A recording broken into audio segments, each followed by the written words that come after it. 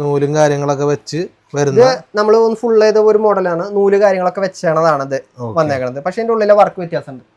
അതുപോലെ നമുക്ക് ഏത് രീതിക്ക് വേണമെങ്കിലും വർക്കുകൾ ചേഞ്ച് ചെയ്യാം. ഇത് ഫുള്ള് നൂല് വെച്ചിട്ടുള്ളതാണ്. ഇതിന്റെ നെക്സ്റ്റ് സൈസ് ഉണ്ട്, അത് ഇതിനേക്കാളും കുറച്ചുകൂടെ വലുത് വരും. അത് നമ്മളിപ്പോ ഇവിടെ കറന്റ് അവൈലബിൾ അല്ല. അത് നമ്മൾ അമ്പലങ്ങളിലേക്ക് ശിവേലിക്ക് എഴുന്നള്ളിപ്പിന് വേണ്ടി കൊടുക്കുന്നതാണ്.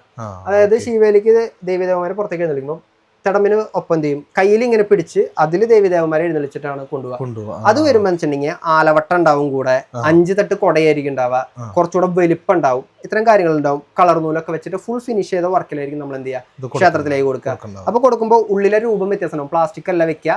അവര് പറയുന്ന രൂപം, ദൈവത്തിന്റെ രൂപം നമ്മ വെള്ളിയിൽ അടിച്ചിട്ടാണ് ഉള്ളിൽ വെച്ച് കൊടുക്കുന്നത്.